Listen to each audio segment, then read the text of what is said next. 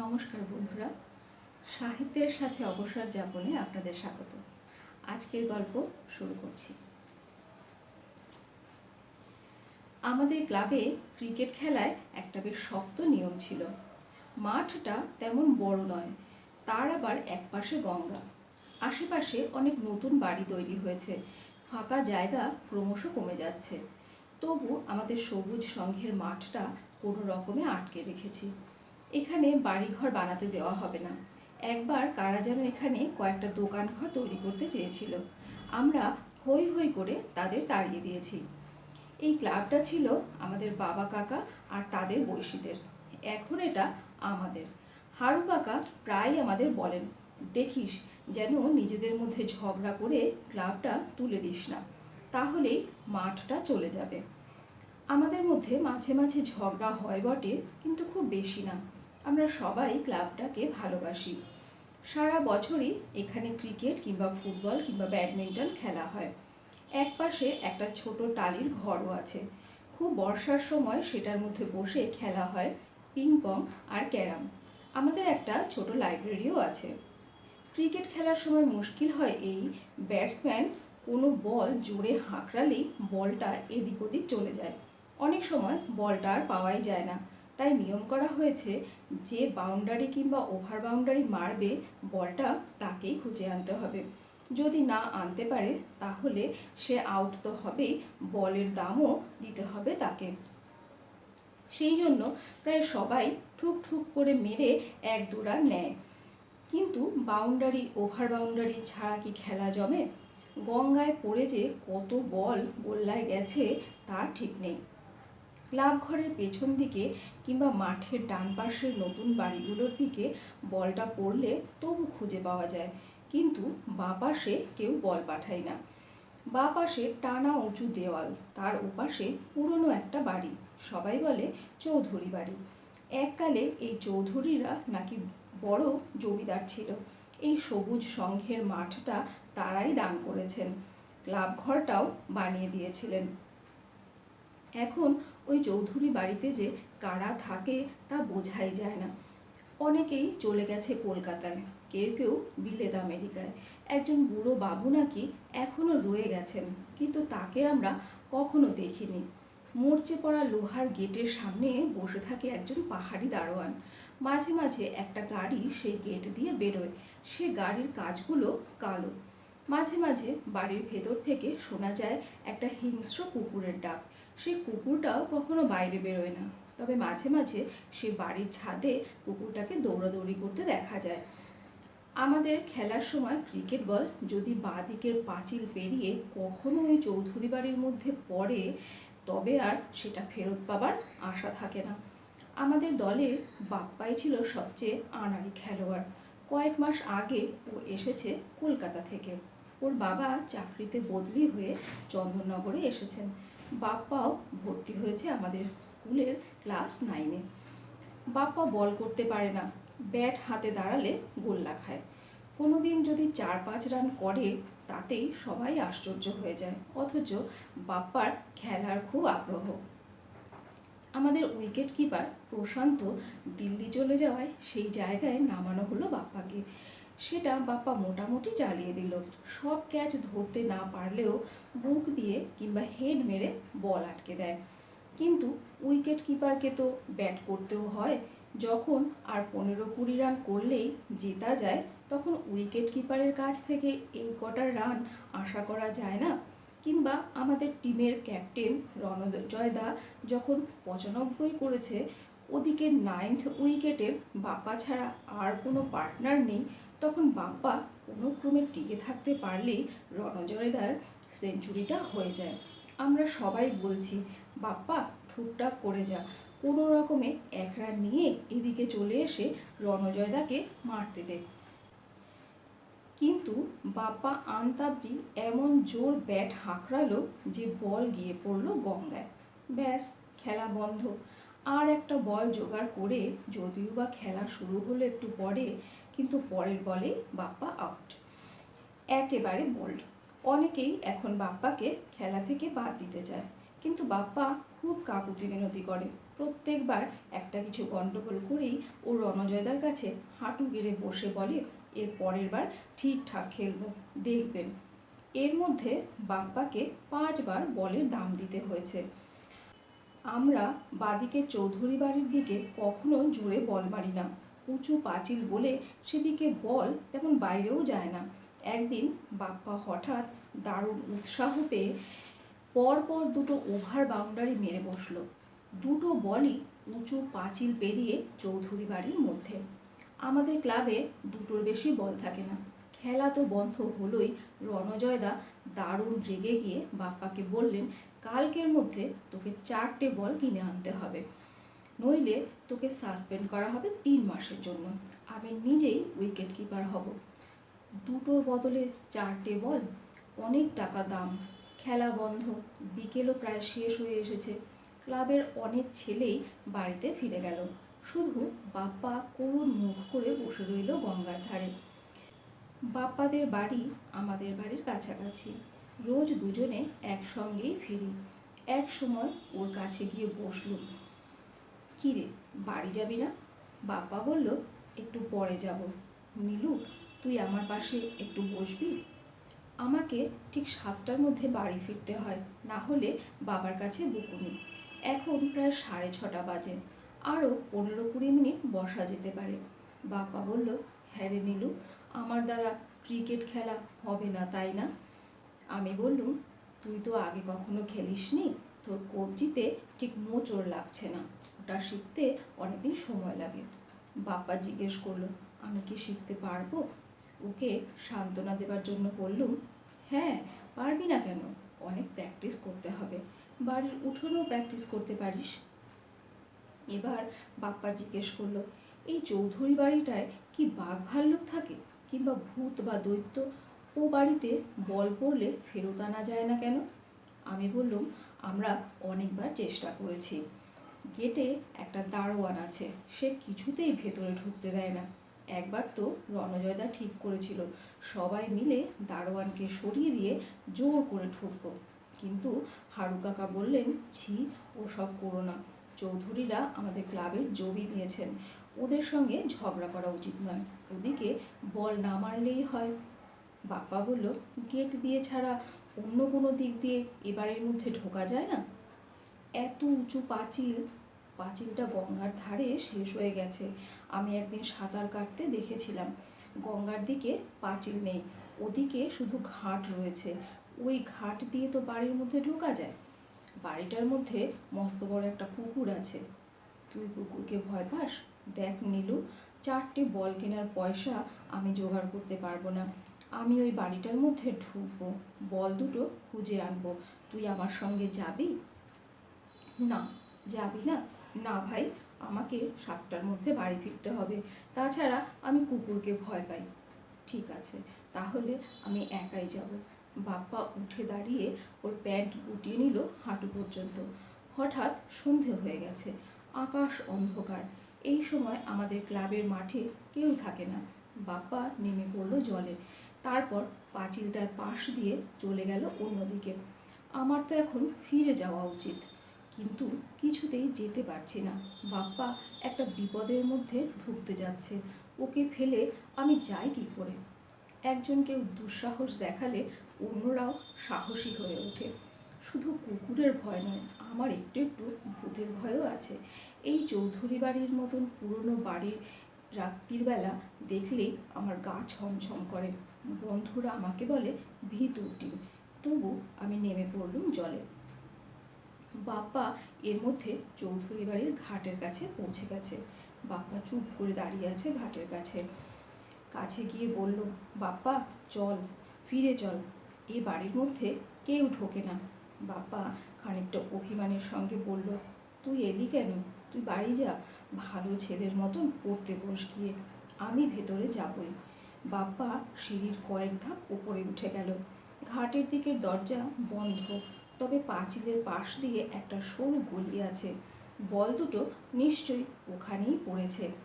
বাড়িতে যখন কারোর সাড়া শব্দ পাওয়া যাচ্ছে না, তখন বল দুটো চট করে খুঁজে নিয়ে কেটে পড়লেই তো হয়।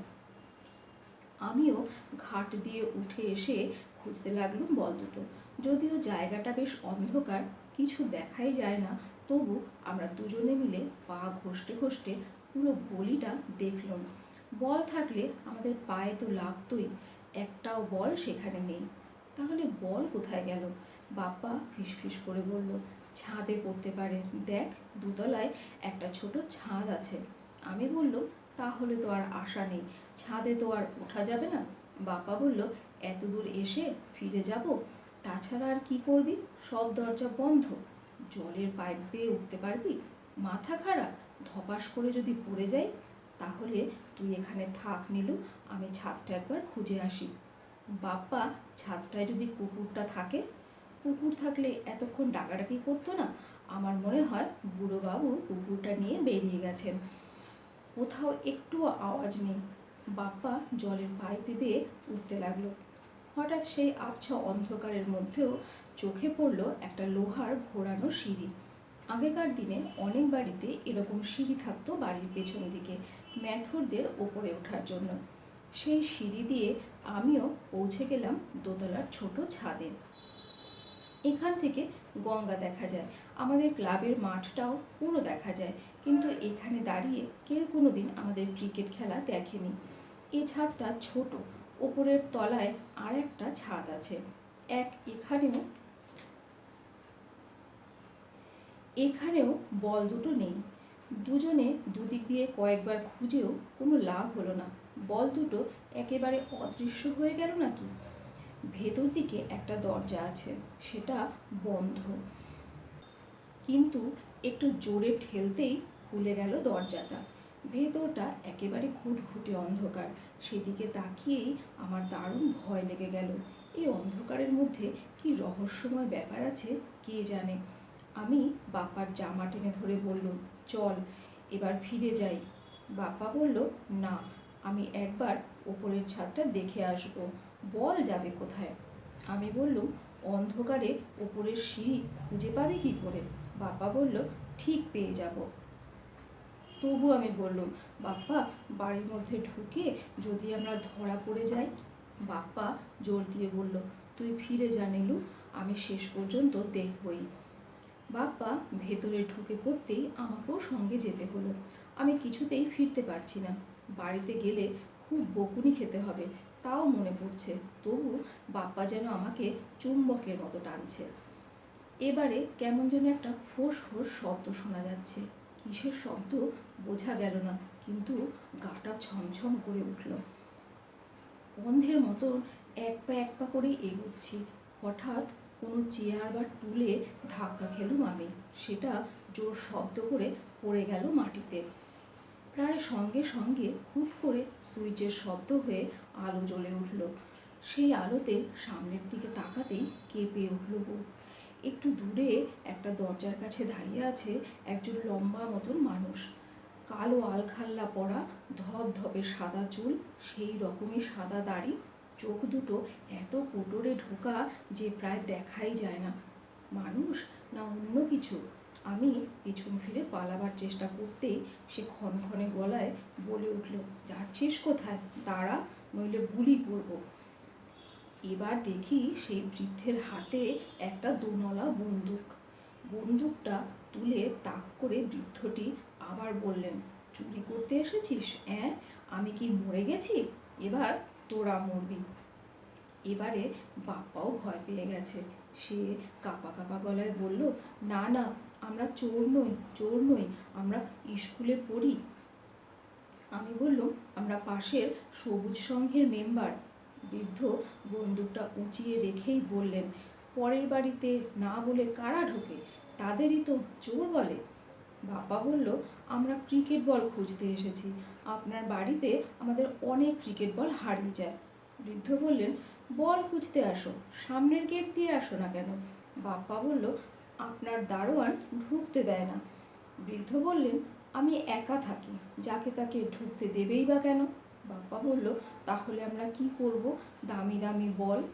বৃদ্ধ বললেন, তোমরা একটু দাঁড়াও, বেশিক্ষণ আমার চোখে চড়া আলো সহ্য হয় না। তিনি সুইচ টিপে আলো নিভিয়ে দিলেন। আবার অন্ধকার। আমরা আবার শুনতে পেলুম সেই ফোঁস ফোঁস শব্দ। বৃদ্ধ আর একটা সুইচ টিপলেন। এবারে জ্বলে উঠল হালকা নীল আলো।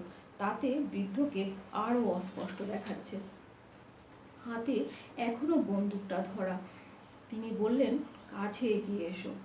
বৃদ্ধের মতিগতি কিছুই বোঝা যাচ্ছে না।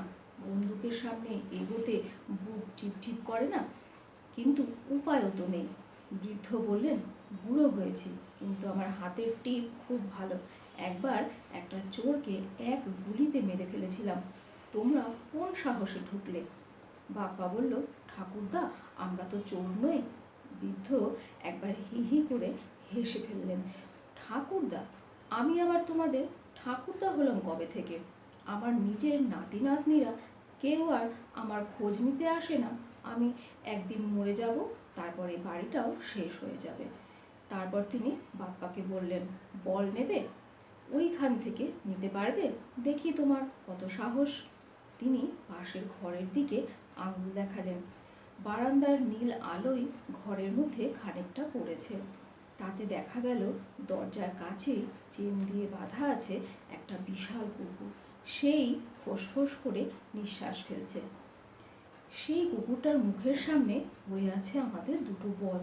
বৃদ্ধ বললেন, আমার কুকুরটাই তোমাদের বল নিয়ে খেলা করে। দেখো যদি ওর কাছ থেকে বল নিতে পারো। কুকুরের মুখের গ্রাস থেকে বল নেওয়া? হাত বাড়ালেই তো ঘ্যাক করে কামড়ে দেবে। আমরা ওর অচেনা। কুকুরটা বাধা না থাকলে বোধহয় এতক্ষণ আমাদের উপর ঝাঁপিয়ে পড়ত।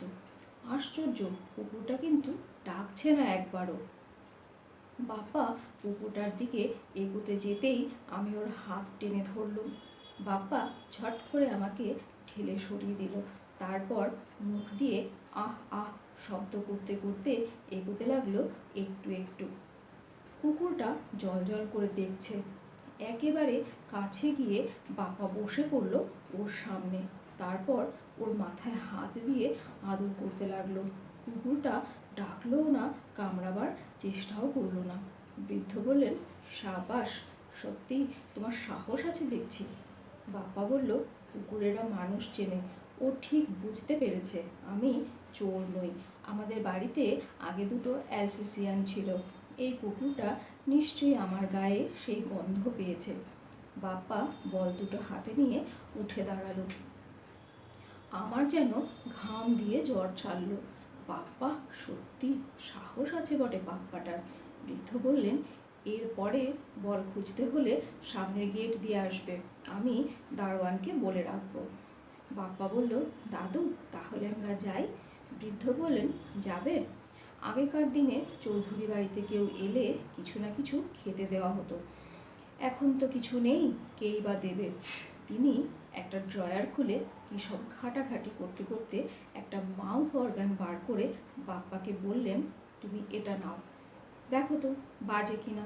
বাপ্পা সেটা মুখে দিতেই প্যাঁ করে আওয়াজ হলো। বৃদ্ধ আমার দিকে তাকিয়ে বললেন, তোমাকেও তো একটা কিছু দিতে হয়। এবার তিনি ড্রয়ার থেকে বার করলেন একটা পেন। আমি বললুম, না না, আমার লাগবে না। বৃদ্ধ বললেন, তোমার লাগবে কি লাগবে না তা আমি জানি না, কিন্তু আমার তো কিছু দেওয়া উচিত। পেনটা তিনি আমার হাতে গুঁজে দিলেন। তারপর বহু বছর কেটে গেছে। সেই চৌধুরী বাড়ি ভেঙে এখন নতুন বাড়ি উঠেছে। সবুজ সংঘ ক্লাবটাও আর নেই। আমি কিংবা বাপ্পা কেউই ক্রিকেট খেলোয়াড় হইনি। কলকাতায় কলেজে পড়তে এসে আর ক্রিকেট খেলার সঙ্গে সম্পর্ক থাকেনি।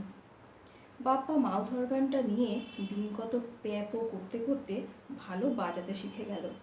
তারপর তার খুব ঝোঁক হলো গান বাজনার দিকে। এখন বিখ্যাত গায়ক হিসেবে বাপ্পাদিত্য বর্মনের নাম সবাই জানে। চৌধুরীবাবুর দেওয়া কলমটা আমার কাছে এখনও আছে। সেই কলমে আমি প্রথম কবিতা লিখি, তারপর সারা জীবন ধরে লিখেই চলেছি। এই ছিল আজকের গল্প। ভালো লাগলে লাইক শেয়ার করবেন, কমেন্টস করবেন, আর নতুন বন্ধুরা অবশ্যই সাবস্ক্রাইব করবেন। পরের দিন দেখা হচ্ছে নতুন গল্প নিয়ে।